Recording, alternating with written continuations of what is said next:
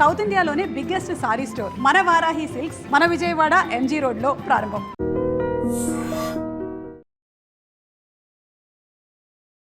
నమస్కారం, welcome to I dream. ధర్మ మార్గం విత్ విజిత కార్యక్రమానికి స్వాగతం.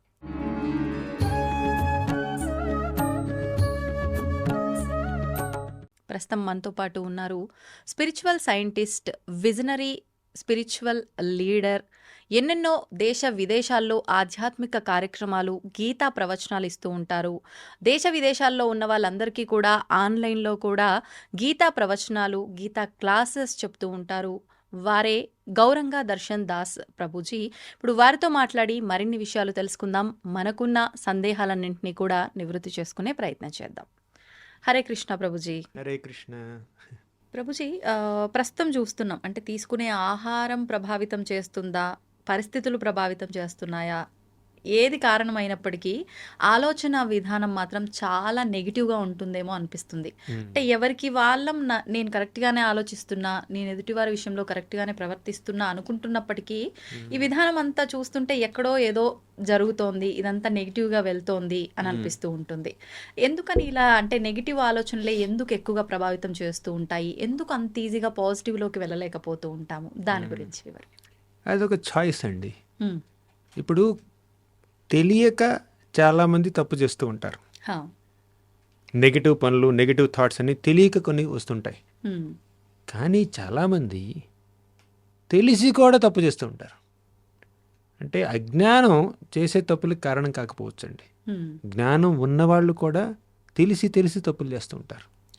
అవునా? అదొక చాయిస్. అంటే భగవంతుడు మనకు కాస్త స్వేచ్ఛనిచ్చాడు కదా, ఆ స్వేచ్ఛని మనం దుర్వినియోగం చేసుకుని చెడుని ఎన్నుకున్నాం అనుకోండి, నెగిటివిటీని ఆలింగనం చేసుకున్నాం అనుకోండి, ఇక సొసైటీ ఇలా ఉంటుందన్నమాట. సరే, ఇంతకీ నెగిటివిటీ ఎలా వస్తుంది? చాయిస్ ఒకటి విషయం. ఇంకోటి ఏంటంటే, అసలు నెగిటివిటీ ఎలా వస్తుందంటే, సంగాత్ సంజాయతే కామ, మన యొక్క సాంగత్యం ద్వారా వస్తుందండి. మనం నెగిటివ్ మైండ్ ఉన్న వాళ్ళతో సహవాసం చేసామనుకోండి, మన మైండ్ సెట్ అలా మారుతుంది.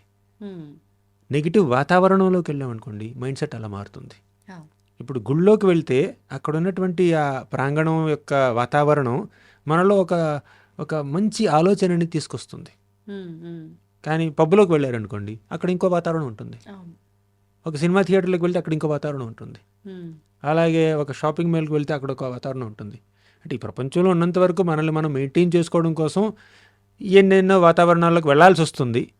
కానీ మనసులో మాత్రం ఒక పవిత్రత మనం ఏర్పరచుకోవాలంటే మనం ఇక ఆధ్యాత్మిక జీవనాన్ని అవలంబించాలి, శాస్త్రాలను చదవాలి, మంచి వారితో సాంగత్యం చేయాలి.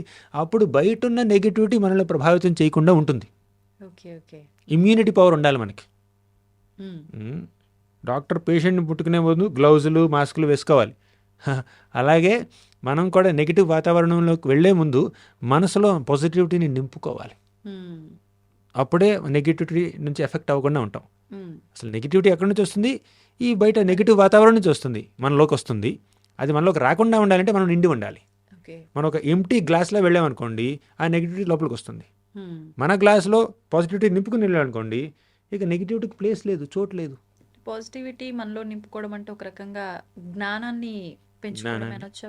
జ్ఞానాన్ని ఇప్పుడు మంచి జ్ఞానాన్ని పెంపొందించుకున్నాం అనుకోండి, శాస్త్ర జ్ఞానాన్ని, అప్పుడు ఆ జ్ఞానం ద్వారా మనకి మంచి ఆలోచనలు వస్తుంటాయి. జరిగేటటువంటి సంఘటనలని, కలిసేటటువంటి వ్యక్తుల్ని ఒక పాజిటివ్గా చూసే అవకాశం లభిస్తుంది అనమాట. ఇప్పుడు ఒక స్త్రీ ఉందనుకోండి, ఒక చిన్న పిల్లాడు చూశాడు అనుకోండి, ఆ స్త్రీ చేతిలో ఉన్నటువంటి ఒక చాక్లెట్ ఉంది, ఒక స్త్రీ చాక్లెట్ పట్టుకుని అక్కడ నిలబడింది. ఒక చిన్న పిల్లాడు చూశాడు, ఏమంటాడు? ఆంటీ చాక్లెట్ అంటాడు. ఒక యువకుడు చూశాడు, చాక్లెట్ పట్టించుకోడు అనమాట, స్త్రీకి ఆకర్షితుడు అవుతాడు. ఒక పులి చూసింది అనుకోండి, ఒక సింహం చూసింది అనుకోండి, నా లంచ్ రెడీ అయింది అనుకుంటుంది పులి. అవునా? అంటే ఒకే వ్యక్తి అక్కడ ఒక చాక్లెట్ పట్టుకుని నిలబడితే ఒక పిల్లోడు ఒక విధంగా చూస్తున్నాడు, ఒక యువకుడు ఇంకో విధంగా చూస్తున్నాడు, ఒక దొంగ ఇంకో విధంగా చూస్తాడు, ఒక పులో, జింకో, ఒక టైగర్ ఒక రకంగా చూస్తుంది అనమాట. ఏదైనా ఒక రకంగా చూస్తుంది అనమాట. ఎందుకు? వారి యొక్క చైతన్యం అలా ఉంది, వారి యొక్క ట్రైనింగ్, వారి యొక్క బ్యాక్గ్రౌండ్ అలా ఉందన్నమాట. ఇప్పుడు మనం శాస్త్ర సమ్మతంగా మనం ఆలోచించాలంటే శాస్త్రాలు చదవాలి. శాస్త్రం చదివితే అప్పుడు మనం చూసే విధానం మారుతుంది. ఇప్పుడు ఆ అమ్మాయిని చూసి పిల్లోడు ఏమనుకుంటాడో తెలుసుకున్నాం, యువకుడు ఏమంటాడో అనుకుంటాడో తెలుసుకున్నాం, పులి ఏం చేస్తుందో తెలుసుకున్నాం. కానీ ఒక భక్తుడు ఏం చేస్తాడో తెలుసా?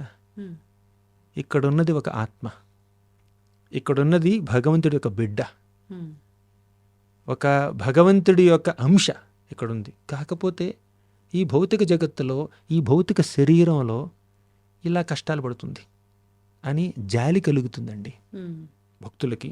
ఆధ్యాత్మిక జీవనంలో చక్కగా పురోగతి చెందినటువంటి అడ్వాన్స్డ్ స్పిరిచువలిస్ట్స్ ఉంటారు చూడండి, వారికి ఈ వ్యక్తిని చూసి ఒక దయ కలుగుతుంది. ఎలాగైనా కూడా ఈ వ్యక్తిని భక్తి మార్గంలోకి తీసుకురావాలి, ఆధ్యాత్మిక పరంగా కాస్త మంచి చేయాలి అని వాళ్ళకి అనిపిస్తుంది అనమాట. అది భగవంతుడు వారిని చూసే విధానం. భగవంతుడు ఆ వ్యక్తిని చూస్తే నా బిడ్డ అనిపిస్తుంది. అలాగే భగవంతుడితో కనెక్ట్ అయినటువంటి భక్తులు కూడా ఆ వ్యక్తిని చూస్తే భగవంతుడి బిడ్డ అనిపిస్తుంది. కానీ యువకుడికి చూస్తే నా సోర్స్ ఆఫ్ ఎంజాయ్మెంట్ అనిపిస్తుంది. పిల్లోడు చూస్తే నాకు చాక్లెట్ ఇచ్చే వ్యక్తి అనిపిస్తుంది. పులి చూస్తే నేను తినొచ్చు అనిపిస్తుంది. అదనమాట.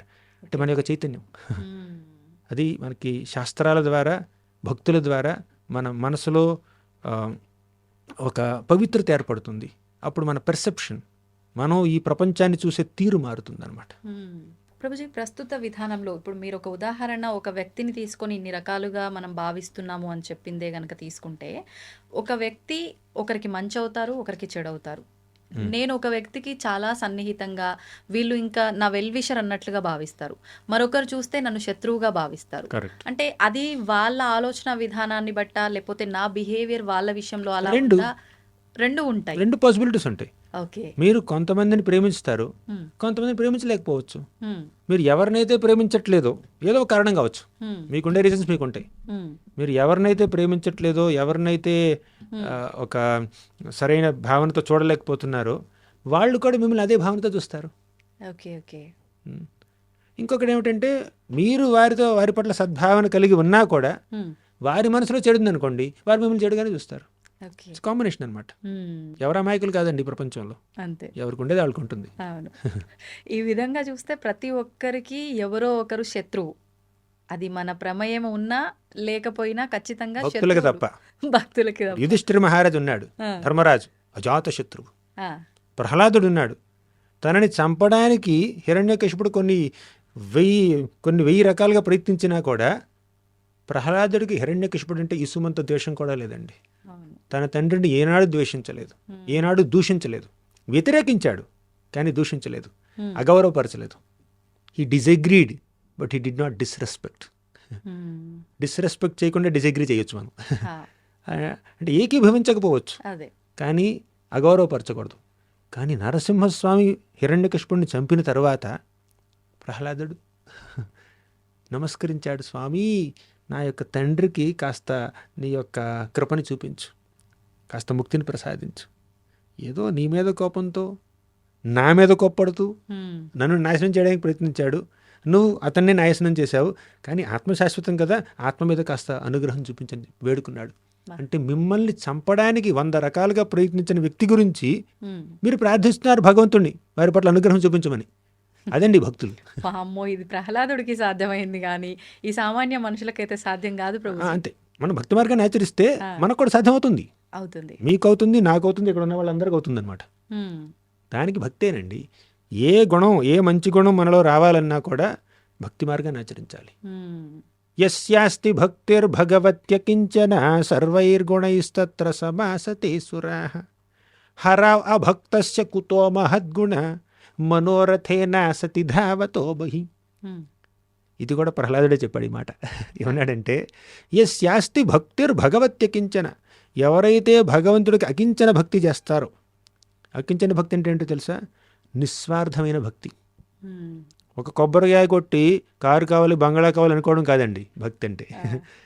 11 ప్రదక్షిణాలు చేసి పరీక్షలో ర్యాంక్ కావాలనుకోవడం కాదండి భక్తి.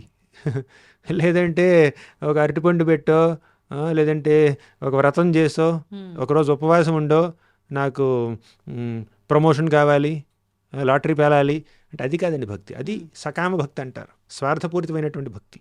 కానీ ప్రహ్లాదుడు ఏమంటున్నాడు? అకించన భక్తి.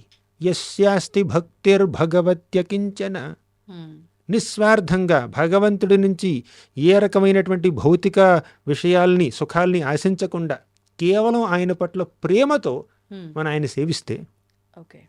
సర్వైర్గుణైస్తత్ర సమాసతి సురాహ, సద్గుణాలన్నీ ఆ భక్తుల్లో ప్రవేశిస్తాయి. సద్గుణాలంటే ఏమిటండి? కృతజ్ఞతా భావం, నమ్రత, ఓర్పు, సహనం, క్షమాగుణం, ఇవన్నీ మంచి గుణాలండి. ఆ మంచి గుణాలన్నీ భక్తి మార్గాన్ని ఆచరించిన వాళ్ళకి అసలు సులభంగా సునాయాసంగా వచ్చేస్తాయండి. అవును, అవును. కానీ హరావ్ అభక్తస్య కుతో మహద్గుణ, హరిని పూజించినటువంటి వ్యక్తులు అభక్తులు, అంటే అభక్తులు భక్తులు కానివారు, వారు కుతో మహద్గుణ, వారికి ఏమో లక్షణాలు ఉంటాయండి? ఉండవు. భక్తే అన్ని సద్గుణాలకి ఆధారం, ఫౌండేషన్. ఆ భక్తి అనే ఫౌండేషన్ లేకపోతే ఏ గుణాలు రావు, వచ్చినా నిలబడవు. ఓకే. ఎదుటి వారిని శత్రువు భావనతో చూడడం, చూడకపోవడం ఇవన్నీ సెకండరీ. మీరన్నట్టు ఆ భక్తి మార్గంలో ఉంటే అదంతా మనకు సాధ్యపడుతుందన్నారు. అదంతా పక్కన పెడితే ఫస్ట్ ఆఫ్ ఆల్ తన కోపమే తన శత్రువు. కరెక్ట్. ఆ కోపాన్ని అదుపు చేయలేం. కొన్ని సందర్భాల్లో పెద్ద సంఘటన జరిగినా అసలు చెలించం. కొన్ని సందర్భాల్లో అసలు సందర్భం లేకపోయినా అనవసరంగా వచ్చేస్తుంది కోపం, నేనున్నా అంటూ. దీన్ని ఎలా అదుపు చేయొచ్చు అంటారు ప్రభుజీ? ఒక చిన్న ఫార్ములా చెప్తాను. డేర్. ఇప్పుడు యాంగర్, కోపం యాంగర్ కదా, ANGER. ఆ యాంగర్ని మీరు కంట్రోల్ చేసుకోలేదు అనుకోండి, డేంజర్ అవుతుంది. యాంగర్ ముందు D పెట్టండి. ANGER ముందు D పెడితే DANGER అవుతుంది. సో యాంగర్ని మీరు కంట్రోల్ చేసుకోకపోతే అది డేంజర్ అవుతుంది. తన కోపమే తనకు శత్రువు అని మీరు అన్నారు కదా. ఇప్పుడు కోపం శత్రువు ఎందుకు అయిందండి? అసలు కోపం ఎందుకు వస్తుందండి? సంగాత్ సంజాయతే కామ, కామాత్ క్రోధోభిజాయతే. మన యొక్క కోరిక తీరకపోతే కోపం వస్తుంది. కోపానికి పునాది ఏమిటి? కోరిక తీరకపోవడం, మీ ఎక్స్పెక్టేషన్ ఫుల్ఫిల్ అవ్వకపోవడం. మీరు ఎదుటివారి నుంచి ఏదో ఆశిస్తున్నారు, వారు ఆ పని చేయలేదు. ఎదుటివారు ఇలా ప్రవర్తించాలని భావిస్తున్నారు, వారు అలా ప్రవర్తించలేదు.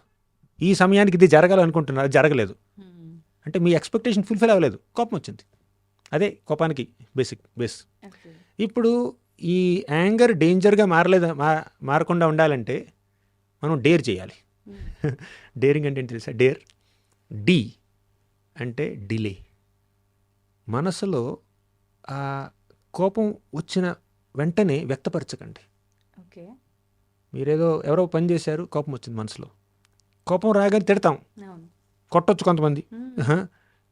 కానీ ఆ లోపలున్న యాంగర్ అనే ఎమోషన్ ఎక్స్ప్రెషన్కి వచ్చే ముందు కొంచెం ఆపండి, డిలే చేయండి. కోపం వస్తుంది, తిట్టబోతున్నారు, డిలే. ఎంతసేపు? 5 నిమిషాలు కావచ్చు, 10 నిమిషాలు కావచ్చు, కొన్ని సందర్భాలు 1 రోజు కావచ్చు, కొన్ని సందర్భాల్లో 2 రోజులు కావచ్చు.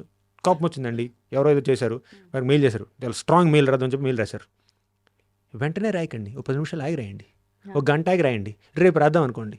ఆ రేపటిలోపు కొంచెం మీలో ఆ సిచ్యుయేషన్ ఇంకో రకంగా చూసే ఒక కొత్త పర్స్పెక్టివ్ రావచ్చు. సరే, బేసికల్లీ D అంటే డిలే. యాంగర్ లోపల రాగానే వెంటనే ఎక్స్ప్రెస్ చేయకుండా డిలే చేయండి. సందర్భానుసారం ఎంత డిలే చేయాలో మీరు ఆలోచించుకోండి. 10 నిమిషాలు, 20 నిమిషాలు, గంట, 2 గంటలు, రోజో 2 రోజులు డిలే. ఆ డిలే చేసిన సమయంలో ఏం చేయాలి తెలుసా? అనలైజ్ చేయాలి, అనాలిసిస్ చేద్దాం. ఏం అనాలిసిస్ చేయాలి? నేను ఈ కోపాన్ని వ్యక్తపరిస్తే పర్యవసానం ఎలా ఉంటుంది, కాన్సిక్వెన్సెస్ ఎలా ఉంటాయి, కాన్సిక్వెన్సెస్ని అనలైజ్ చేయండి. కొంత బాగా ఫ్రస్ట్రేషన్ వచ్చేసింది, కోపం వచ్చేసింది, ఫోన్ తీసుకున్నారు, కోపం వచ్చిందనమాట. ఫోన్ తీసి నేలకేసి కొట్టచ్చు. ఆ కోపంలో వెంటనే కొట్టకండి, డిలే చేయండి, అప్పుడు అనలైజ్ చేయండి. నేలకేసి కొడితే మళ్ళీ కొత్త ఫోన్ కొనుక్కోవాలి, డబ్బులు నేను దగ్గర లేదు. అయినా ఈ ఫోన్ ఎందుకు పగలగొట్టడం? ఈ ఫోన్ పగలగొట్టడం వల్ల నాకేమన్నా మేలు జరుగుతుందా? కొంచెం అనలైజ్ చేయండి. అంటే బాగా కోపం ఉన్న వాళ్ళకి ఆ అనాలిసిస్, విచక్షణ పోతుంది. విచక్షణ రావాలంటే ఫోర్స్ఫుల్గా మీరు డిలే చేయాలి. డిలే, దెన్ అనలైజ్, తర్వాత రిఫైన్. అప్పుడు కొంచెం అనలైజ్ చేసిన తర్వాత మీరు రిఫైన్ చేస్తారు. ఎవరో పని చేశారు, కోపం వచ్చింది, నేను తిట్టారనుకోండి, నేను తిడితే ఆ చేసే కాస్త పని కూడా చేయడం మానేస్తాడు, పని ఆగిపోతుంది. అప్పుడు మనం రిఫైన్ చేస్తాం. అప్పుడు ఆ కోపాన్ని అలా వ్యక్తపరచకుండా కొంచెం శాంతంగా కూర్చొని బొజ్జగిస్తూ చెప్పచ్చు, బాబు ఇలా చేయకూడదు, ఇలా చేయాలి, ఇలా చేస్తే ఎలా అని. నువ్వు పిచ్చోడివి, నువ్వు వెధవ్వి అని చెప్పి తిట్టామనుకోండి, వాళ్ళకి కొంచెం నొచ్చుకుంటారనమాట. అలా కాకుండా మీరు కొంచెం రిఫైన్డ్గా చెప్పారనుకోండి, వాళ్ళు స్వీకరించవచ్చు. So delay, analyse and refine. ఆఖరిది ఏమిటో తెలుసా? ఎంపథైజ్ చేయాలి. ఎంపతి అంటే ఎదుటివారి యొక్క పరిస్థితుల్లో మనం ఊహించుకోవాలి. ఇప్పుడు ఒక వ్యక్తి ఒక పని చేస్తే మీకు కోపం వచ్చిందండి, ఆ వ్యక్తి ఆ పని ఎందుకు చేశాడు అది ఆలోచించాలి మనం. ఒక మాట అన్నాడు, మీకు నొప్పి కలిగింది, వెంటనే కోప్పడకుండా అసలు ఆ వ్యక్తి ఈ మాట ఎందుకు అన్నాడు, ఏ పరిస్థితుల్లో అన్నాడు, నేను ఏం చేస్తే అలా అనాల్సి వచ్చింది, లేదంటే ఏమైనా స్ట్రెస్లో ఉన్నాడా, ఏమైనా యాంగ్జైటీలో ఉన్నాడా, ఒంట్లో బాగాలేదా, రాత్రి నిద్రపట్టలేదా. రాత్రి నిద్రపట్టలేదు అనుకోండి, చిరాగా ఉంటారు. మీరు వెళ్ళి మాట్లాడారు అనుకోండి, వాళ్ళు చిరగబడతారు అనమాట. మనకు కోపం వచ్చేస్తుంది. కోపడుకుని అరే పాపం నిద్ర లేదు, ఏదో విసుగ్గుతో ఉన్నాడు, రేపు మాట్లాడదాం అని అనుకోవచ్చు. అది ఎంపతి అంటారు. ఎదుటివారి గురించి ఆలోచించడం. DARE, delay, analyse, refine and empathise. అప్పుడు మీ యాంగర్ని చక్కగా కొంచెం మెచ్యూర్గా డీల్ చేయొచ్చు మీరు యాంగర్తో. కానీ ఎదుటి వాళ్ళు మీ మీద కోపడ్డారనుకోండి, అప్పుడు ఏం చేయాలి? ఇప్పుడు మనకు కోపం వస్తే ఏం చేయాలో చెప్పాను నేను. కానీ ఎదుటివారు కోపడ్డారనుకోండి మన మీద, దాంతో ఎలా డీల్ చేయాలి? అండ్ తప్పు మనం చేస్తే ఎదుటివారు కోప్పడితే ఓకే, మన తప్పు లేకున్నా కొన్నిసార్లు కరెక్ట్, మన తప్పు లేకుండా ఎదుటివారు కోపడ్డారనుకోండి, ఏం చేయాలి తెలుసా? కోపంలో పిచ్చి పిచ్చిగా మాట్లాడారు వాళ్ళు, ఏం చేయాలంటే మా గురువుగారు మాట చెప్తారండి, కోపంతో మాట్లాడే వ్యక్తి యొక్క మాటల్ని సీరియస్గా తీసుకోవద్దు. ఎందుకంటే కోపంలో వాళ్ళు ఏం మాట్లాడదలుచుకున్నారో దానికన్నా ఎక్కువ మాట్లాడతారు. టెంపరేచర్ ఎక్కువగా ఉంటుందన్నమాట. నువ్వు చచ్చిపో అంటారు అప్పుడప్పుడు. అంటే మన చావు వాళ్ళు కోరుకోవట్లేదండి, ఆ సందర్భంలో అలా అన్నారు, ఆవేశంలో ఏదో అంతే. నువ్వు వేస్ట్ అంటారు, అంటే మనం నిజంగా వేస్ట్ అని వాళ్ళు ఫీల్ అవ్వట్లేదు. ఆ సందర్భంలో కొంత ఎగ్జాగరేటెడ్గా వచ్చింది, టెంపరేచర్ ఎక్కువై వచ్చింది. They didn't say what they meant, they didn't mean what they say. అంటే మనం ఎదుటివారిని కొంచెం అర్థం చేసుకోవడానికి ప్రయత్నించాలి. కోపంలో ఇలా మాట అన్నాడు కదా అన్నే పుట్టుకుని వేలాడామనుకోండి, రిలేషన్షిప్ దెబ్బతింటుంది, మన బాంధవ్యం దెబ్బతింటుంది, మన మిత్రత్వం దెబ్బతింటుంది. సరే కోపంలో అన్నాడు, కోపం లేకపోతే అలా అనడు అని మనం ఎదుటివారిని అర్థం చేసుకుంటూ చేసామనుకోండి, అప్పుడు రిలేషన్షిప్ నిలబడుతుంది, మనం కూడా చాలా యాంగ్జైటీ నుంచి బయటపడతాం అనమాట. ఇప్పుడు ఇతరు కోప్పడ్డాడు, ఈయన కూడా కోప్పడ్డాడు, ఆ కోప్పడుతూ నుండి తగులాడుకుంటారు, పెద్ద పెద్ద మనస్పర్ధలు అవుతాయి, 2 గ్రూపులుగా మారుతారు. ఆ ఒక్క క్షణికావేశాన్ని కనుక మనం కంట్రోల్ చేసుకోగలిగితే అప్పుడు చాలా కష్టాల నుంచి బయటపడతాం మనం, రిలేషన్షిప్ నిలబడతాయి. ఒక వ్యక్తి కోపం ఏమిటంటే 2 గ్రూపులుగా మారచ్చు. 2 వ్యక్తులు కోప్పడ్డారండి, అది 2 గ్రూపుల మధ్యలో వైరంగా మారచ్చు, 2 దేశాల మధ్యలో వైరంగా మారచ్చు. అది ఒక చిన్న మనస్పర్ధ అనమాట. అది కనుక మనం కంట్రోల్ చేసుకోగలిగితే వీళ్ళు ఎప్పుడు స్నేహంగా ఉండొచ్చు. అది మీరు అన్నట్లు ఇప్పుడు ఆ కోపాన్ని మనం అదుపు చేసుకోవాలి, బాగుంది. వాళ్ళ కోపం వచ్చి ఏది పడితే అది అన్నప్పుడు దాన్ని కూడా మనం అర్థం చేసుకోవాలి. అరే నా మంచి కోరుకునే వాళ్ళే ఏదో కోపంలో అన్నారులే అని చెప్పి పక్కకు పెట్టేస్తే మనకు వచ్చి నష్టం ఏం లేదు. కానీ ఇక్కడ ఇంకొక పెద్ద పదం వచ్చి కూర్చుంటుంది వీళ్ళ నెత్తిలో. అంటే ప్రతిసారి వాడు కోపడతాడు, నేను భరిస్తున్నా, ఈగో వచ్చేస్తుంది ఇక్కడ. మరి దీన్ని ఏం చెప్తారు ప్రభుజీ? అంటే ప్రతిసారి మనమే అడ్జస్ట్ అవ్వాలి. ప్రతిసారి మీరే అడ్జస్ట్ అవ్వాలనుకోండి, అడ్జస్ట్ అవ్వకండి. అవునా? అంటే మనం ఒక సత్ప్రవర్తన చూపించినప్పుడు అది ఎదుటి వ్యక్తిలో పరివర్తన తీసుకురావాలి. కానీ మీ సత్ప్రవర్తన వల్ల వాళ్ళ పరివర్తన లేదు, మిమ్మల్ని ఎక్స్ప్లాయిట్ చేస్తున్నారు. ఎప్పుడు మీరే లో ప్రొఫైల్ తీసుకోవాలి, ఎప్పుడు మీరే సర్దుకుపోవాలి. ఇక జీవితం అంతా సర్దుకుపోతూ ఉంటే ఇంకా ఇంకా ఇంకా మనం ఆనందం ఎలా అనుభవిస్తాం చెప్పండి? అంతే కదా. విషయం ఏంటంటే ఒకసారి టాలరేట్ చేయండి, రెండోసారి సహించండి, 10 సార్లు ఓర్చుకోండి, 11వ కూడా అలాగే ప్రవర్తించాడు అనుకోండి, చెప్పండి బాబు ఇంకా మిమ్మల్ని ఎంటర్టైన్ చేయడం మా వల్ల కాదు, నువ్వు కొంచెం సరిగ్గా ప్రవర్తించాలి, నువ్వు కొంచెం బాధ్యత తెలుసుకోవాలి, కొంచెం ఫీడ్బ్యాక్ ఇవ్వండి సరిగ్గా. అందుకే నేను చెప్తుంటాను, కొన్ని స్టెప్స్ ఉంటాయి. ఫస్ట్ టాలరేట్, దెన్ కమ్యూనికేట్, లేదంటే ఎస్కలేట్. టాలరేట్ అంటే వారు అనవసరంగా ప్రవర్తించారనుకోండి, దాన్ని మీరు సహించండి. హ్మ్. చిన్న అసౌకర్యం అయితే if it's a small inconvenience మీరు కొంచెం సహించండి, ఓర్పు వహించండి, భరించండి. కానీ వాళ్ళు లిమిట్ దాటారనుకోండి, మరీ దాటారనుకోండి, కమ్యూనికేట్ చేయండి. ఓకే. ఒకసారి చేస్తే ఒప్పుకోవచ్చు, 2-3 సార్లు చేస్తే ఓకే సహించవచ్చు. పదే పదే చేస్తుంటే కమ్యూనికేట్ చేయండి. బాబు ఇలా చేయడం తప్పు అని చెప్పాలి. మీరు చెప్పినా కూడా ఆగలేదనుకోండి, హ్మ్. ఎస్కలేట్. ఎవరికి చెప్పాలో వాళ్ళకి చెప్పండి. హ్మ్. కొంతమందికి మనం బుద్ధి చెప్పలేం, ఇంకోళ్ళు చెప్తే వాళ్ళకి బుద్ధి చెప్తారనమాట. అవును. పిల్లలకి చెప్తూ ఉంటాను నేను, నీ పక్కన ఉన్న స్టూడెంట్ నేను ఇబ్బంది పెట్టారని అనుకోండి, ఇబ్బంది పెడితే అంటే వాడు పెట్టే ఇబ్బంది చిన్నదైతే హ్మ్. టాలరేట్ చేయి, సహించు. టూ మచ్ అయితే కమ్యూనికేట్ చేయి, చెప్పు ఇలా చేయొద్దని చెప్పు. ఇంకా ఆగలేదనుకో ఎస్కలేట్, టీచర్కి చెప్పేసి, కంప్లైంట్ చేసి, ప్రిన్సిపల్కి చెప్పేసి. ఓకే. ఎస్కలేట్ చేయాలి. Tolerate, communicate, escalate. ఇంకోటి last step, terminate. Distance maintain చేయాలి పూర్తిగా. అంతే. అది కనెక్షన్ కట్ చేయాలి. అంటే అది మరి అత్యవసరం అయితే కానీ అన్ని చేయగలరు. సందర్భాల్లో కాదు, మ్మ్. ఇంకా తప్పదు తప్పదు అనుకున్నప్పుడు. అనుకుంటే కొంచెం ఇప్పుడు ఈ వ్యక్తి మంచి వ్యక్తి కావచ్చు, అవును. ఈ వ్యక్తి కూడా మంచి వ్యక్తి కావచ్చు, ఆ. కానీ కలిపితే మాత్రం మంచిగా లేదు. ఆ. అంటే ఏదో అభిప్రాయ భేదాలు వస్తున్నాయి. అభిప్రాయ భేదాలు ఉండొచ్చు, కొన్ని ఏంటంటే వర్కింగ్ స్టైల్స్ ఉంటాయండి, ప్రిఫరెన్సెస్ ఉంటాయి. అవునవును. ఇప్పుడు నిమ్మకాయ మంచిదే, పాలు కూడా మంచివే. అలాగని పాలలో నిమ్మకాయ కలపలేం కదా మనం. అవును. లెమన్ మిల్క్ షేక్ ఉండదు కదా. మీరు యాపిల్ మిల్క్ షేక్ తాగుతారు, లెమన్ మిల్క్ షేక్ తాగరు కదా. అలాగే ఈయన లెమన్, ఈయన మిల్క్, దూరంగా ఉంటే బెటర్, కలిస్తే కష్టం. ప్రభుజీ, ఏదేమైనా ఈ కోపం ఉన్నా, అర్థం చేసుకోకపోయినా, మీరు అన్నట్టు ఈ స్టెప్స్ అన్ని పాటించాలన్నా ఒక రకంగా అసలు ఇంత ల్యాగ్ అవ్వకుండానే చూసుకోవాలి. ఈ ల్యాగ్ అవుతున్నప్పుడు మనస్పర్ధలు రావటము, రిలేషన్ దెబ్బతినటం ఇదంతా పక్కన పెడితే, భగవంతుడు ఇచ్చిన ఈ అమూల్యమైన సమయాన్ని ఒక రకంగా మనం వృధా చేసుకుంటున్నామనే చెప్పాలి. మన డేలో ఉండే 24 అవర్స్లో ఒక 8 అవర్స్ 9 అవర్స్ మనం ఇలా ఒకరితో ఒకరు మ్యూచువల్గా మాట్లాడుకోవడం కానివ్వండి, మన వర్క్ కానివ్వండి, ఈ కమ్యూనికేషన్స్ ఉంటాయి. ఈ ఉన్న సమయాన్ని మనం మన వర్క్ గానో లేకపోతే మనం స్పిరిచువల్ గానో మన పర్సనల్ గానో యూజ్ చేసుకోకుండా సమయం అంతా వృధా చేసుకుంటున్నాము, ఇలాంటివి మధ్యలో యాడ్ చేసుకొని. అసలు అంటే ఇంత చేస్తున్నాము అంటే సమయం విలువ అనేది అసలు మనకు తెలియలేదు కాబట్టే ఇంత వ్యర్థం చేస్తున్నామని చెప్పాలి. ఎలా తెలుస్తుంది సమయం విలువ, ఎలా తెలుస్తుంది, దాన్ని మనం సద్వినియోగం ఎలా చేసుకోవచ్చు?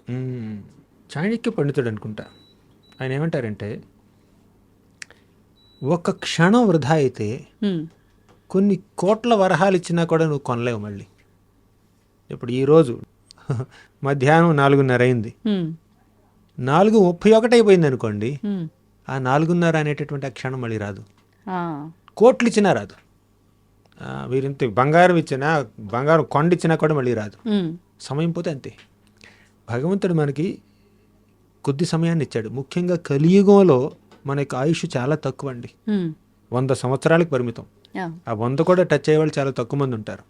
50 దాటగానే అంతే, శరీరం సహకరించకపోవచ్చు, ఏమైనా జబ్బులు రావచ్చు. 40 దాటిన తర్వాత కష్టం అవుతుంది. కొంతమంది 25 హార్ట్ అటాక్ వస్తుంది కలియుగంలో. తినే ఆహారం సరిగ్గా ఉండదు, పద్ధతులు సరిగ్గా ఉండవు, క్రమశిక్షణ ఉండదు. అలా మనకు ఉన్నటువంటి సమయం చాలా తక్కువ అండి. ప్రహ్లాదుడు ఏమంటాడంటే, ఆ జీవితంలో సగభాగం నిద్రపోవడానికి వెళ్ళిపోతుంది. అవునవును. నిద్ర ఉండాలి కదా సగం రోజు, అట్లీస్ట్ ఒక 6-7 గంటలు 8 గంటలు నిద్రపోతాం మనం. అలాగా ఇంకా కొన్ని చిన్న కాలకృత్యాలు తీర్చుకోవడంలోనూ, బేసిక్ అంటే ప్రొడక్టివ్ పనులు కాకుండా మెకానికల్గా రొటీన్గా చేసే పనుల్లోనే సగం జీవితం వెళ్ళిపోతుంది.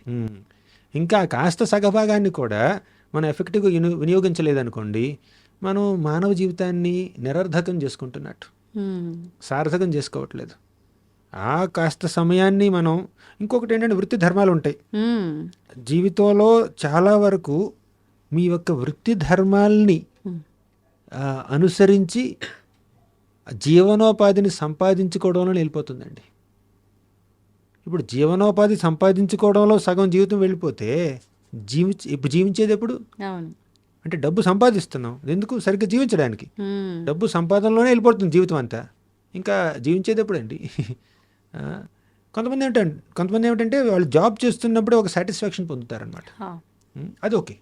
కానీ కొన్ని ఏమిటంటే జాబ్లో సాటిస్ఫాక్షన్ లేదు, కానీ డబ్బు కోసం చేస్తున్నారు. చాలామంది ఇది కోవలో ఉంటారు. కేవలం శాలరీ కోసం మాత్రం పని చేస్తారు వాళ్ళు. ఆ పనిలో వాళ్ళకి ఏదో అంత ఎక్సైట్మెంట్ రావట్లేదండి.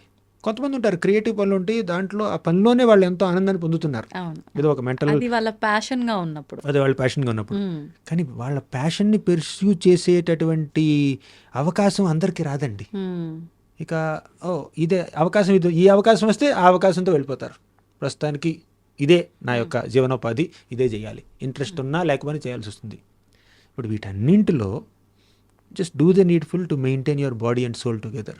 అంటే మీ యొక్క జీవనోపాధికి ఏం చేయాలో అది చేసి మెల్లిమెల్లిగా శనైహి మెల్లిమెల్లిగా ఏం చేయాలంటే మన యొక్క ఆధ్యాత్మిక కార్యక్రమాలకి మనం వెచ్చించే సమయాన్ని మనం పెంచుకోవాలండి. మ్మ్. అసలు మానవ జన్మ యొక్క నిజమైన ఉపయోగం ఏమిటంటే భగవంతుని చేరుకోవడానికి ప్రయత్నించడం. మ్మ్. మనకి జీవితానికి 2 పర్పస్లు ఉన్నాయండి. ఒకటి self preservation, 2 self realisation. Okay. Self preservation అంటే మనని మనం మెయింటైన్ చేసుకోవడం, మ్మ్. అది జీవనోపాధిని సంపాదించుకుని తిని పడుకుని అదంతా, అది సెల్ఫ్ ప్రిజర్వేషన్. సెల్ఫ్ రియలైజేషన్ అంటే ఆత్మసాక్షాత్కారం, ఓకే. భగవంతుని చేరుకోవడం. మ్మ్. ఇప్పుడు సెల్ఫ్ ప్రిజర్వేషన్లో జీవనోపాధిలోనే జీవితం అంతా అయిపోతే ఇంకా సెల్ఫ్ రియలైజేషన్ టైం ఎక్కడ ఉందండి? మ్మ్. సరే, జీవితం అంతా అయిపోయింది, చివరికి ఏమిటి? ఒక ఇల్లు కట్టామండి, ఒక కారు ఉంది, సొంత కారు ఉందండి, 2 ఎకరాల పొలం ఉందండి, ఇది నా జీవితంలో నేను సాధించింది. అదేనా సాధన? మ్మ్. అసలు ఆధ్యాత్మిక సాధన ఎక్కడుంది? దేవుణ్ణి ఎప్పుడు చేరుకున్నాం మనం? అది చేయడం తప్పు కాదు, దాంతోపాటు ఇది కూడా చేయాలి.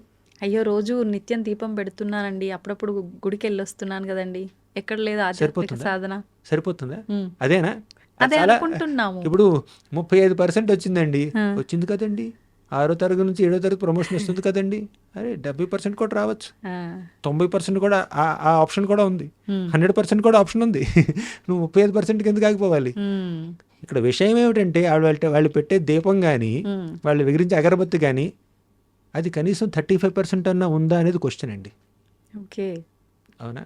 మ్మ్. 35% అంటే పాస్ మార్కులన్నా ఇస్తుందా వాళ్ళు పెట్టే దీపం? మ్మ్. కనీసం నరకానికి వెళ్లకుండా కాపాడుతుందా వాళ్ళని? ఇప్పుడు పాపకర్మ, పుణ్యకర్మ, భక్తికర్మ అని చెప్పుకుందాం మనం, అవును, అవును. అవునా? ఇన్ని పాపాలు చేస్తే మ్మ్. ఒక అగరబత్తితో పాపం ఎక్కడ కరిగేస్తారండి మీరు? ఒక అరటిపొడితో పాపం ఎక్కడ పోతుందండి? మ్మ్. ఇన్ని పాపాలు చేస్తున్నారు, ఎంతమందిని మోసం చేస్తున్నారు. నేను దేవుడి దండం పెడతాను, రోజు పొద్దున ఆ 2 మంత్రాలు చదువుతాను నేను, లేదంటే దీపం పెడతాను, ఆ దీపంలో నేను పామాయిలే వేస్తాను. తినే ఆహారంలో నెయ్యి ఉండాలి, క్వాలిటీ. కానీ ఇందులో మాత్రం పామాయిల్ సరిపోతుంది. అతి తక్కువ చవకబారు నూనె తీసుకురండి, దాంతో దీపం పెడతాను. మ్మ్. అంటే దేవుడికి ఎంత తక్కువైతే అంత ఇవ్వాలి, మనం ఎంత కావాలంటే అంత అనుభవించాలి. ఇప్పుడు దానివల్ల ఎంత కాంపన్సేట్ అవుతుంది చెప్పండి? ఇక్కడ మీరు ఎంత పాపభారం పెరిగిపోతుంది అనుకోండి, ఆ కాస్తలో ఏం జరుగుతుంది చెప్పండి? మ్మ్. కాబట్టి మనం ఊరికే 35% మార్కులకి 20% మార్కులకి సెటిల్ అయిపోకూడదండి. మ్మ్. మనకి 100% కావాలి. 100 కాదు, కనీసం 90నో 80నో 70నో ఎక్కడో తెచ్చుకోండి. అవునా? మనం స్పిరిచువాలిటీని మ్యాక్సిమైజ్ చేసుకోవడానికి చూడాలి, బేర్ మినిమం కాదు. ఆధ్యాత్మికతకి ఎంత తక్కువ సమయం ఇస్తే అంత. ఇప్పుడు ఇల్లు ఎంత పెద్ద విశాలంగా ఉంటుంది, దేవుడి గది ఏంటండి అక్కడ మూలన ఒక 2 feet by 2 feet ఒక చిన్న ఇది పెడతారనమాట. ఒక మనిషి కూర్చునే. ఒక మనిషి కూర్చునేంత, లేకపోతే ఒక మనిషి కూడా పట్టడం అక్కడ అంత ఒక మూలన ఉంటుంది అనమాట. దేవుడికి అదే. మీ బెడ్రూమ్ ఇంత పొడుగా, మీ హాల్ అంత పెద్దదా?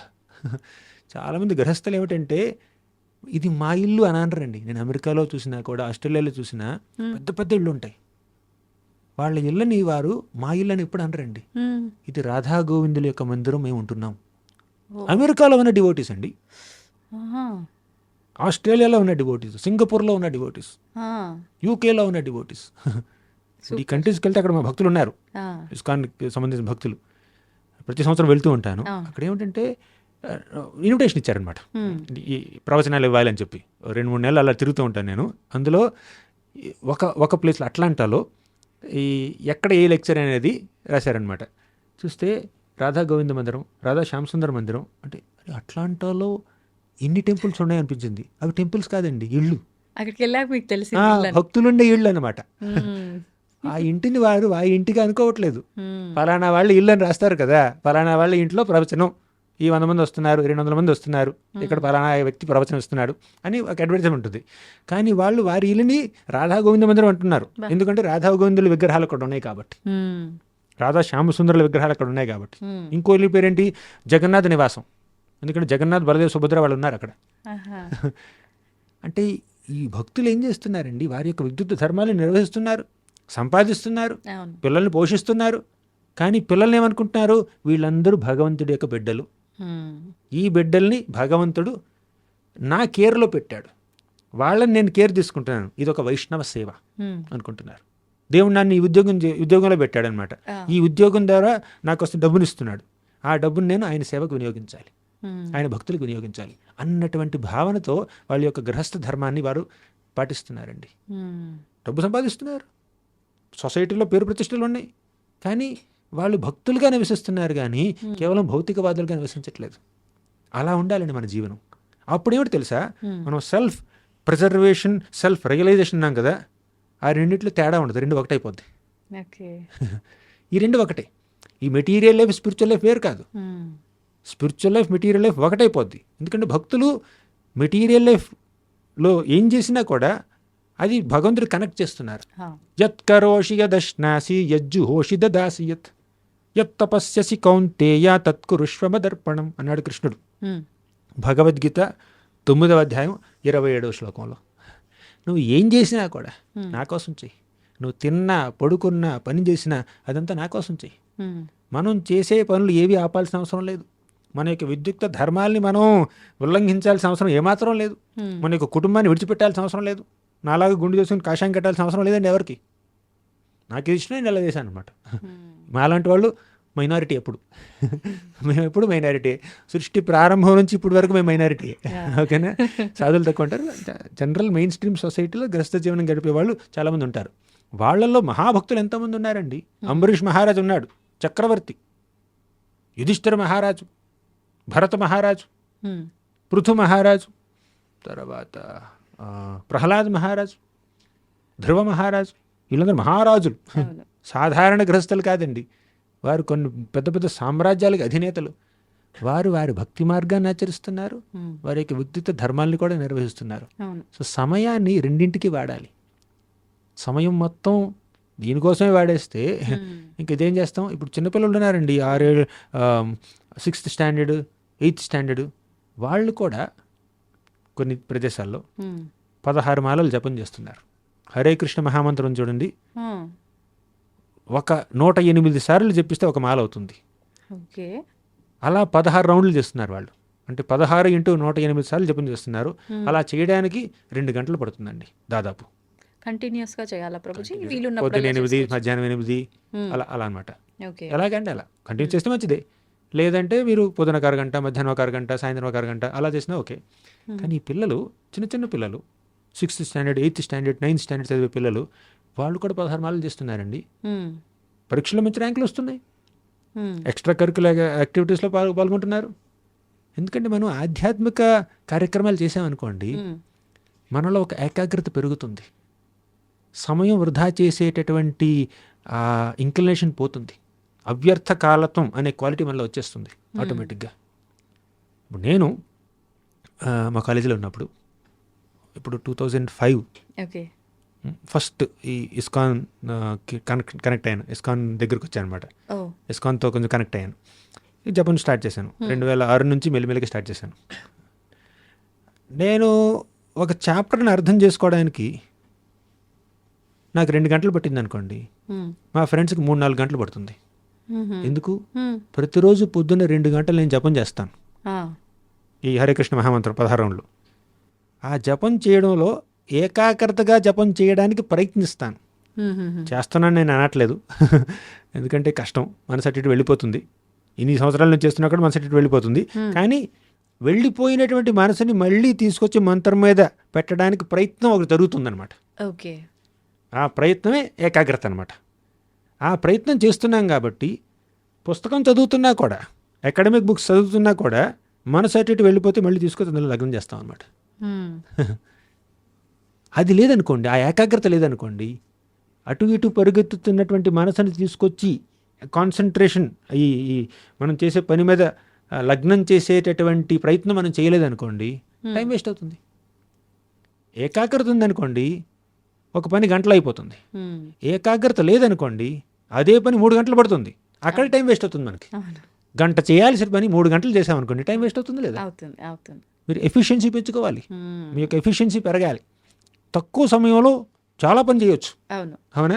ఏది ఏకాగ్రత ఉంటాయి, తెలివిగా తెలివిగా, ఆలోచనతో. ఆలోచనతో, కాన్సన్ట్రేషన్తో ఉంటే అతి తక్కువ సమయంలో ఎక్కువ పని చేయొచ్చు, హ్మ్. ఎక్కువ సేవ చేయొచ్చు. ఇప్పుడు క్లాసులో ఫస్ట్ ర్యాంక్ వచ్చేవాడికి 24 గంటలే ఉంది, అవును. లాస్ట్ ర్యాంక్ వచ్చేవాడికి 24 గంటలే ఉంది, మల్టీ మిలియనీర్కి 24 గంటలే ఉంది, అంతే. ఆ, ఇంకా నిరుపేదవాడికి కూడా 24 గంటలే ఉంది. హ్మ్. తేడా ఏమిటి? వారి యొక్క 24 గంటలు వారు ఎలా ఎఫెక్టివ్గా వినియోగించుకుంటున్నారు, హ్మ్. అక్కడ ఉంది తేడా. కానీ అందరూ నమ్మేది వాడికి అది యోగం ఉంది, వాడికి అది అదృష్టం ఉంది, రాసి పెట్టుంది, ఉమ్, జరిగింది. ఉమ్, నాకు జరగట్లేదు అంటే నా తలరాతలో లేదు. సింపుల్గా కొట్టి పారేస్తున్నారు కదా ప్రభుజీ. ఉమ్. అంత డెస్టినీ, ఆ, తలరాత బ్రహ్మ రాసేశారు. బ్రహ్మ రాసేసాడు. ఉమ్. అన్ని ముందు రాసి పెట్టుంటే మనం స్కూల్కి ఎందుకు వెళ్ళాలి, ఇంటర్వ్యూ ఎందుకు చేయాలి, మానవ ప్రయత్నం యొక్క అసలు రోల్ ఏమిటి ఆ, జీవితంలో? సింపుల్ అండి, అన్నీ ప్రీ డెస్టిన్డ్ కాదు. ఉమ్. అన్నీ ముందే నిర్ణయించేస్తే ఉమ్. మీకు అసలు పాత్రే లేదండి అక్కడ. అవును. కొన్ని నిర్ణయం అయ్యాయి, కానీ అలా డెస్టైన్డ్ అంటే మీకు మీకోసం రిజర్వ్ చేసినటువంటి కొన్నింటిని ఉమ్. మీరు అందుకోవాలన్నా కూడా కొంత ప్రయత్నం చేయాలి. ఓకే. ఇప్పుడు ఒక చిన్న మాట అండి, మీరు ఎగ్జాంపుల్ చెప్తాను. ఉమ్. మీరు హైదరాబాద్లో ఫ్లైట్ ఎక్కారు, ముంబై రావాలనుకుంటున్నారు, గోవర్ధన్ కాలేజ్ రావాలనుకుంటున్నారు కదా, ముంబై రావాలనుకుంటున్నారు. పొరపాటున ముంబై ఫ్లైట్ ఎక్కకుండా బెంగళూరు ఫ్లైట్ ఎక్కారనుకోండి, అవునా? బెంగళూరు వెళ్తారు. కానీ ఇప్పుడు బెంగళూరు ఫ్లైట్లో కూర్చున్నప్పుడు మీరు ఆ బెంగళూరు ఫ్లైట్ని ముంబైకి మళ్ళించేటటువంటి శక్తి మీకు లేదు. బెంగళూరు వెళ్ళేదాకా అందులో కూర్చోవాల్సిందే, దిగాల్సిందే, వేరే ఫ్లైట్ పట్టుకుని ముంబై రావాలి, అంతే. అవునా? కానీ ఆ డెస్టినేషన్ మార్చేటటువంటి శక్తి మీకు లేదు. ఉమ్. కానీ బెంగళూరు ఫ్లైట్లో కూర్చున్నప్పుడు ఉమ్. మీరు పుస్తకం చదువుకోవచ్చు, లేదంటే నిద్రపోవచ్చు, పాటలు వినొచ్చు, ఉమ్. పక్కనున్న ప్యాసింజర్తో మాట్లాడుకోవచ్చు, లేదంటే ఎయిర్ హోస్టెస్తో గొడవ పెట్టుకోవచ్చు, ఇంకేదైనా డిస్టర్బెన్స్ క్రియేట్ చేయొచ్చు, లేదంటే ఏదో ఆత్మావలోకనం చేసుకోవచ్చు, ఆలోచించుకోవచ్చు, ఉమ్. మనసులోనే విశ్లేషణ చేసుకోవచ్చు, నోట్స్ రాసుకోవచ్చు, ఉమ్. ఏమైనా చేసుకోవచ్చు. ఆ స్వేచ్ఛ మీకుంది. ఓకే. ఇప్పుడు మీరు ఆ గంట ప్రయాణంలో ఎలా ప్రవర్తిస్తారో, ఆ సమయాన్ని ఎలా వినియోగిస్తారో దాని మీద మీ ఫ్యూచర్ డెస్టినీ ఆధారపడి ఉంటుంది. ఉమ్. బెంగళూరు వెళ్ళి ఏం చేస్తారనేది. ఇప్పుడు బెంగళూరులో ఫ్లైట్ ల్యాండ్ అవ్వడం అనే దాని మీద మీకు కంట్రోల్ లేదు, అది ప్రీ డెస్టిన్డ్. కానీ ప్రయాణంలో మీరు ఏం చేస్తారో మీ కంట్రోల్లో ఉంది. అంటే ఈ ప్రపంచంలో కొన్ని డిసైడెడ్. అంటే ఒక రకంగా మీ జీవితం. సింపుల్గా చెప్పాలంటే పుట్టుక మరణం రెండు నిర్ణయం అయిపోయినాయి. ఈ మధ్యలో మొత్తం మన చేతుల్లో ఉంది మొత్తం అని అనుకోవచ్చు. కాదు, ఉమ్. చాలా విషయాలు మన చేతిలో ఉంటాయి, Hmm. చాలా విషయాలు మన చేతిలో ఉండవు కూడా. అది జననం మరణమే కాదండి, కొన్ని ఉంటాయి. మీరు ఎంత కష్టపడినా కూడా కొన్ని జరగవు, అది మీకు రాసి పెట్టలేదు, కరెక్టే. కానీ ఆ ప్రయత్నంలో మీరు చాలా నేర్చుకుంటారు. ఉమ్. ఇప్పుడు ఒక చిన్న మాట ఏంటంటే, ఉమ్. అక్రూరుడు ఉన్నాడండి. అంటే ఈ పాయింట్ చెప్పడానికి నేను స్టోరీ చెప్పాలి, ఆ. ఒక్క నిమిషం తెచ్చుకుంటాను. అక్రూరుడు మన మథురలో మంత్రి. ఒకసారి కృష్ణుడు అక్రూరుణ్ణి హస్తినాపురానికి పంపించాడు. హస్తినాపురంలో ధృతరాష్ట్రుడిని కలవాలి అక్రూరుడు. కలిసి ఏం చేయాలి? ఉమ్. ధృతరాష్ట్ర, నువ్వు నీ బిడ్డలకి ఎక్కువ ప్రాధాన్యత ఇస్తున్నావు, ఉమ్. పాండు మహారాజు బిడ్డల్ని నిర్లక్ష్యం చేస్తున్నావు. పాండు మహారాజు 5 బిడ్డలు, నీకు 100 మంది. ఉమ్. పాండు మహారాజు లేటు ఇప్పుడు చచ్చిపోయాడు. కాబట్టి నువ్వు 105 బిడ్డలు అని చెప్పి వాళ్ళందరినీ కలిసి నువ్వు సంరక్షించాలి. ఉమ్. కానీ ఎప్పుడు దీనిని చంపేద్దామని చూస్తున్నావు నువ్వు.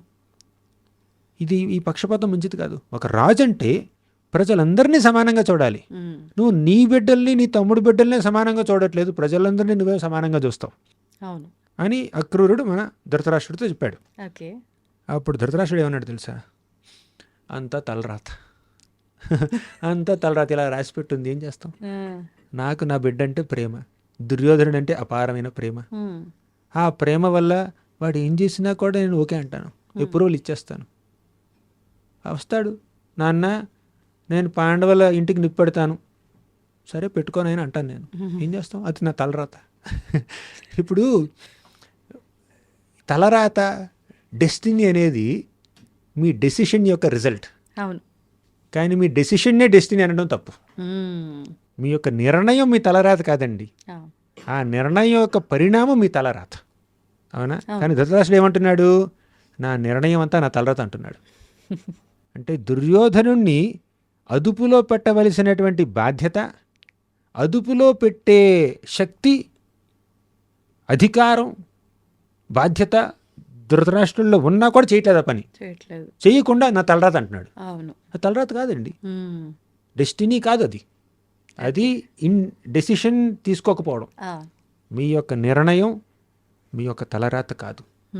మీ తలరాత మీ నిర్ణయం యొక్క రిజల్ట్, నిర్ణయం యొక్క పరిణామం. అది తెలుసుకోవాలి మనం. అలాగే మనం విద్యుక్త ధర్మాలు ఏం చేసినా కూడా అదంతా మన తలరాత కాదండి. భగవంతుడు మనకు స్వేచ్ఛనిచ్చాడు. మిమ్మల్ని ఎటువంటి దారుణమైన పరిస్థితుల్లో భగవంతుడు పెట్టినా కూడా ఆ దారుణమైన పరిస్థితుల్లో కూడా మీకు కాస్త స్వేచ్ఛ ఉంటుంది. ఆ స్వేచ్ఛని ఉపయోగించుకుని మీ తలరాతను మీరే సృష్టించుకుంటున్నారు, మీ తలరాత మీరే రాసుకుంటున్నారు. ఆ పరిస్థితుల్లో ఉండడం మీరు ఇంతకుముందు తీసుకున్న నిర్ణయాలకు పరిణామం కావచ్చు. అంటే మీరు ఏ పరిస్థితుల్లో ఉన్నారో ఆ పరిస్థితి మీ డెస్టినీ కావచ్చు. కానీ ఆ పరిస్థితుల్లో మీరు తీసుకునే నిర్ణయాలు కానీ, మీరు చేసే పనులు కానీ, మీ మనసులో ఉన్న ఆలోచనలు కానీ మీ యొక్క ఫ్యూచర్ డెస్టినీని డిసైడ్ చేస్తాయి. బెంగళూరు ఫ్లైట్ ఎక్కడం తప్పు. ఇంతకుముందు తీసుకున్న నిర్ణయం యొక్క పరిణామం బెంగళూరు ఫ్లైట్లో కూర్చోవడం.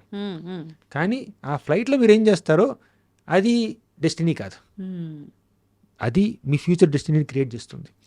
సరే, బెంగళూరులో దిగాను, ఇక్కడ ఎవరైనా ఉన్నారు ఇంటర్వ్యూ చేయడానికి, ఇంకేమైనా గొప్ప వాళ్ళు కనిపించవచ్చు మీకు, దానివల్ల మీ తలరాత మారచ్చు.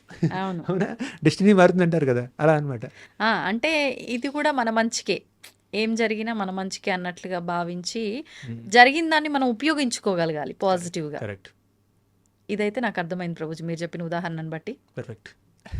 ధన్యవాదాలు Prabhuji. Hare Krishna. And for more videos, Please subscribe to iDream. Please subscribe to iDream. Please subscribe iDream. And please subscribe to iDream. For more videos, subscribe to iDream. please like, share and subscribe to the channel. Congratulations, iDream. Subscribe to iDream. Subscribe to iDream. So subscribe to iDream Media. iDream ki iDream team అందరికి huge congratulations. Please subscribe iDream Media. Please subscribe to iDream.